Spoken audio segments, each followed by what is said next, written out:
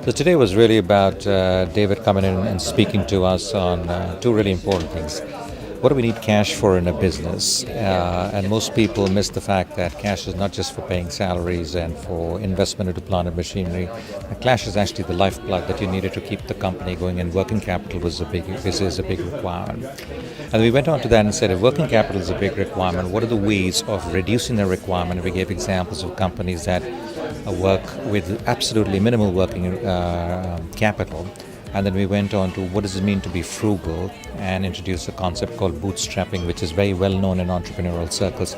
All of the big billion-dollar companies have started extremely small, gone to a few customers, built products, built markets, and gone to next customer, next one.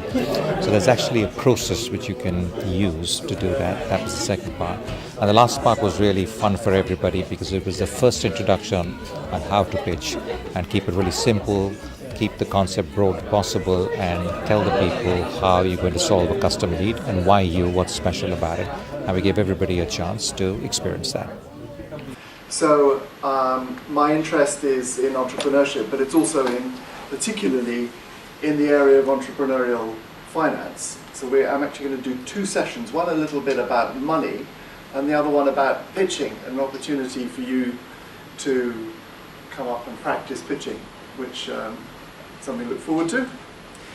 But I'm going to start by talking about finance, and this is really to set the scene a little bit for Viren, who has some slides on bootstrapping and finance in general for entrepreneurs.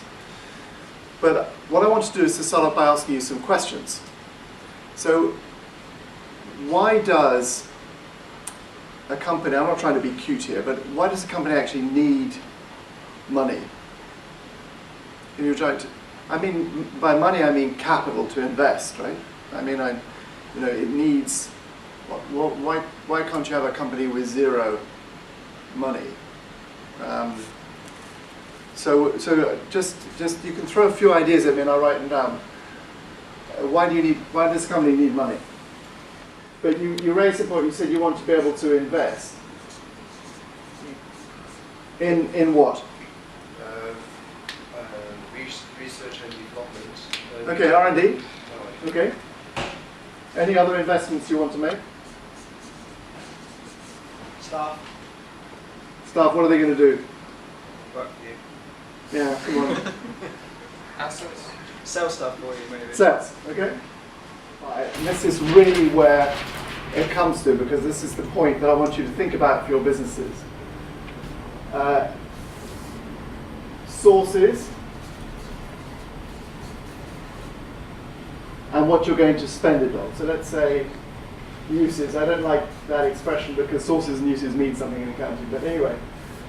The sources we can agree here is equity. So people who bought shares, and it could be debt. You borrow money from the government, for example. On here, what you're funding are working capital requirement, which is your point about inventory, which is why there's a great remark. Your customers pay you after you have shipped your product, even for software they do. Typically, the vast majority of companies get paid after they have provided the product or service. So you need working capital, you need fixed assets, which is your equipment, and you need losses. In other words, you go and hire a salesman, £50,000 later, they produce the sale.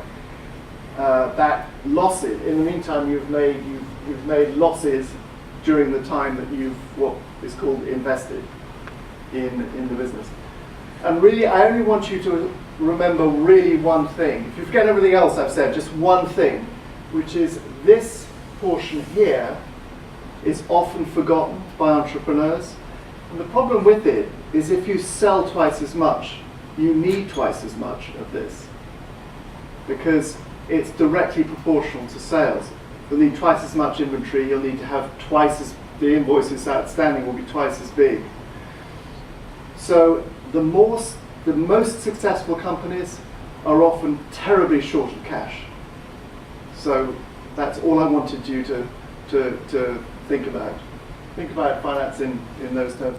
So David raised some interesting points. So the uses of funds are working capital requirements, fixed assets, and losses. Losses created by costs that you needed to bear before you realize your investment. So you hire a salesperson, a sales cycle, maybe 12 months. You go through an accounting period, and suddenly you have to provide enough money for that. And these are really hard things, right? Because it's not easy. The earlier you're in the business cycle, the harder it is to raise money. And we'll discuss why that happens. And we actually will discuss something fairly counterintuitive. That is better to be frugal in the beginning. And there are some good reasons for doing that. And that brings me on to the second part of this three-part session today, which is bootstrapping. So, does anybody know what bootstrapping is? Michael? Pull yourself up by your bootstraps. In Right. other words, to start your company with zero external funding. Apparently. The apparently bit's really important. Apparently. So where is it that you get your resources from? So what I want to just show you here is, when you want money, right at the beginning, your valuation is very, very low here if it's just an idea. The moment you build your product, you can go to the same investor and say, actually, my valuation was £50,000 when I just had this idea and had a team. Today I've got a minimum viable product and it's working. That means you've invested something going in, your valuation will increase. I don't know what it is, David, but is it what? When people have a product, is there a typical range? Something. Million. Yeah? Well, between 300 Plus or minus a million. Yeah, so £300,000 to a million is the kind of range out there. Moment you have customers coming in and there's a market out there, that means the revenue paying customers, and it may not be the end user. Remember, the end user may not be the economic buyer. The evaluation goes even higher, and a lot of people say that actually this should be done together. You should build your products with your customers rather than build your product and wait for your customers. The minimum viable product is really working with this together.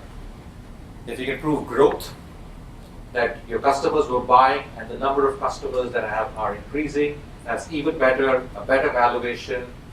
You're making cash and you're able to run your business. That means you're generating enough cash internally to meet all your requirements without going to investors all the time. Even better, and that is sustainable. Then you can go to the market and say, listen, I've captured London, I want to capture, I've captured the London taxi market, I want to go to Delhi. It's a proven model, it's a profitable model, I need money to scale. You'll get it at lovely terms because your valuation will be so high that when you borrow 150,000 in the future, it may be at a very small percentage of your equity stake than borrowing from the beginning. So it's really crucial for as much money and as much expenditure that is non-essential that you can defer in this cycle, the better are your terms. So which brings me just to the last part before David comes on. Each milestone that you achieve with cash that's your own, friends, family, food, parents, customers, improves your attractiveness to the market. And the later in life cycle you arrange for external investment, the better the terms. Because if you get money very early and you give a significant amount of stake away for that kind of money, then you're more likely to be controlled. They'll have a much greater say in how you run your business the later it is. Yeah, for the same amount of money. There's lesser control, lesser say. David, very happy for you to tweak this, correct this, and then take it over to It's a fantastic expression. I listened to a journalist from The Economist, and he said the most important thing about a message is, as a journalist, you have to simplify and exaggerate. Okay, and considering they came from The Economist, that was rather good. So.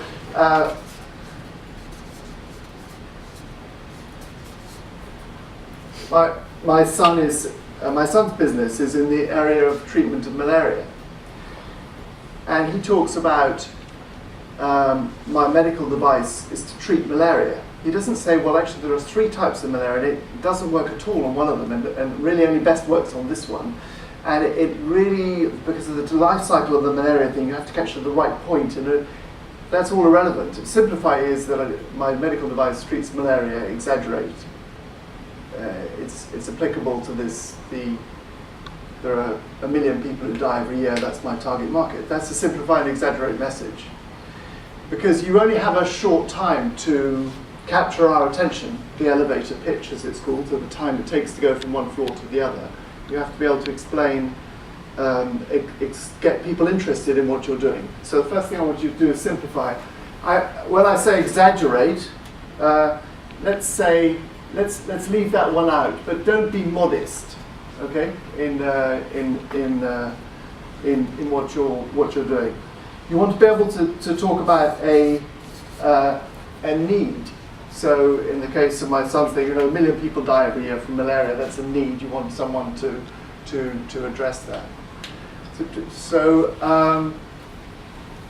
And if you can fit in is how you're going to